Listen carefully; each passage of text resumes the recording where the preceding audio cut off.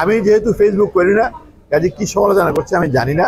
আমাদের দেশের মানুষজনের রুচি অনেক বেড়ে গিয়েছে। ওরা আগে যেরকম বাংলা ছবি দেখে অভ্যস্ত ছিল, এখন ওরা ওই রকম একঘেয়ে বাংলা ছবি দেখে ওরা খুশি হবে না। বাচ্চাদের জন্য ছবি তৈরি করতে আগ্রহী হবে, কারণ আমাদের দেশে বাচ্চাদের জন্য একেবারেই ছবি হয় না। ভালো ভালো সব অ্যাক্টর অ্যাক্ট্রেস আছে, আমার খুবই প্রিয় অ্যাক্টর অ্যাক্ট্রেস আছে বাচ্চাদের ছাড়াও।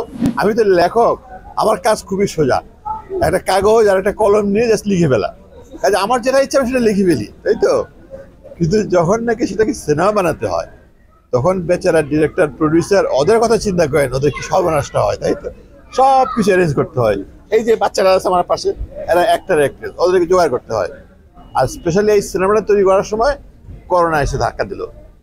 যারা নাকি সিনেমা শুটিং করতে গিয়েছে জাহাজে করে সুন্দরবনে, তারা সেখানে কি বিপদে পড়েছে, কিন্তু তারপরে ধৈর্য ধরে সিনেমাটা শেষ করেছে। আমি এই বাচ্চাদেরকে ধন্যবাদ জানাই যে ওরা কিন্তু ভয় পায় নাই। ওদেরকে জিজ্ঞেস করা হয়েছিল তোমরা কি ফিরে যাবা নাকি শুটিং শেষ করবা, তো বাচ্চারা বলছে, বাচ্চার মা বাবারা বলছেন না আমরা শুটিং শেষ করে যাবো। কাজে সেটা শুটিং শেষ হয়েছে। ভালো ভালো সব অ্যাক্টর অ্যাক্ট্রেস আছে, আমার খুবই প্রিয় অ্যাক্টর অ্যাক্ট্রেস আছে বাচ্চাদের ছাড়াও।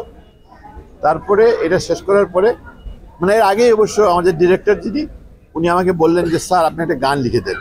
আমি বললাম তো আমি জীবনেও গান লিখি নাই। গান লিখতে হলে যে সুর তাল লয় এগুলো জানতে হয়, আমি সেগুলোও জানি না। বলে বাচ্চাদের গান আপনি পারবেন, তো সেই জন্য আমি একটা গান লিখেছিলাম। তো সেই গান গাওয়ার সময় তোমরা সব নাচানাচি করেছিলে, তাই না? তো আমি সেই গানটা যেহেতু রিলিজ করেছি, আমি গানটা দেখেছি, ছবিটা আমি এখনো দেখি নাই। আমি খুবই আশা করে আছি যে বাচ্চারা ছবিটা দেখে আনন্দ পাক।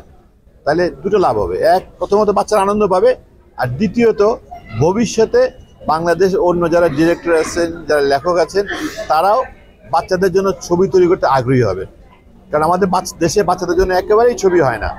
আমি যেহেতু চিলড্রেন ফিল্ম সোসাইটির সঙ্গে অ্যাটাচ, ওদের ফিল্ম ফেস্টিভ্যাল যখন হয় সারা পৃথিবী থেকে সুন্দর সুন্দর ছবি আমরা দেখাই, কিন্তু আমার খুবই দুঃখ হয় যে আমরা সেখানে আমাদের বাংলাদেশের বাচ্চাদের ছবি দেখাতে পারি না। যদি ছবিটা সবাই দেখে আনন্দ পায়, উপভোগ করে, তাহলে অন্যরা সাহস পাবেন বাচ্চাদের জন্য ছবি তৈরি করতে। এটাই আমার একমাত্র শখ।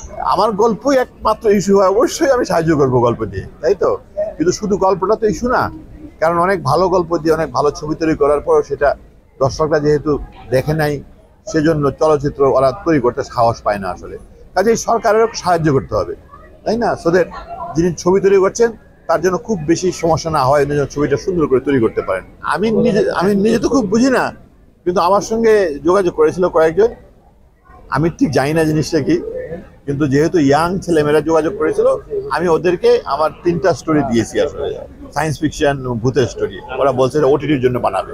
তো যেহেতু সারা পৃথিবী এখন নেটে ঝুঁকে গিয়েছে, একদিক দিয়ে লাভ হয়েছে, কারণ আমাদের দেশের মানুষজনের রুচি অনেক বেড়ে গিয়েছে। ওরা আগে যেরকম বাংলা ছবি দেখে অভ্যস্ত ছিল, এখন ওরা ওই রকম একঘেয়ে বাংলা ছবি দেখে ওরা খুশি হবে না। ওদেরকে দেখাতে হলে খুব সুন্দর, আধুনিক, মডার্ন, সারা পৃথিবীর স্ট্যান্ডার্ডের সঙ্গে সমকক্ষ সেরকম ছবি ওদেরকে তৈরি করতে হবে। কাজে আমাদের দেশের ছবির স্ট্যান্ডার্ড অনেক বেড়ে যাবে, এবং আমি জানি আমাদের দেশের ইয়াং ছেলেমেয়েরা খুবই সুন্দর ছবি তৈরি করতে চায়। যে অনুদান দেওয়া হয় সেই অনুদান দিয়ে একটা ছবি আসলে হয় না, তাই না? কাজে যদি যথেষ্ট অনুদান দেওয়া হতো পুরো ছবিটা তৈরি করার জন্য, তাহলে ভালো হতো আসলে, তাই না? কাজে সেই আমি অনুরোধ করবো অবশ্যই। এখন তো একটা সময় ছিল তখন দেশের অবস্থা ভালো ছিল না, অর্থনৈতিক অবস্থা ভালো ছিল না, আমরা এগুলো জিনিস বলতে পারতাম না।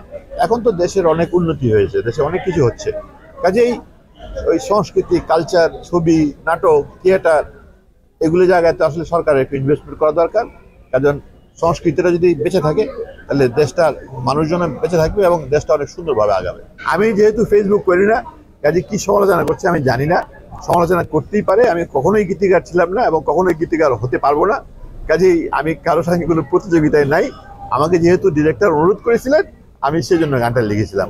তবে আমার বাসায় ছোট আমার নাতি এবং নাতনি আছে, ওই গানটা যখন একদিন দেখার পরে তারা দিকে খুবই উত্তেজিত, তারা একটু পরে পরে সেটা দেখতে চায়। আমি ওদেরকে বেশি এনকারেজ করি না, কিন্তু যেহেতু ছোট বাচ্চারা এই গানটা দেখে আনন্দ পেয়েছে, আমার মনে হয় অন্য বাচ্চারা হয়তো আনন্দ পাবে। আর তার সঙ্গে ওরা নাচানাচি করেছে, কাজে গানটা যদি খারাপও হয় ওদের নাচানাচি খুব সুন্দর হয়েছে। সংবাদ, ফিচার ও অনুষ্ঠানের জন্য ভিজিট করুন সংবাদ প্রকাশের ওয়েবসাইট এবং যুক্ত থাকুন ফেসবুক পেজ ও ইউটিউব চ্যানেলের সঙ্গে।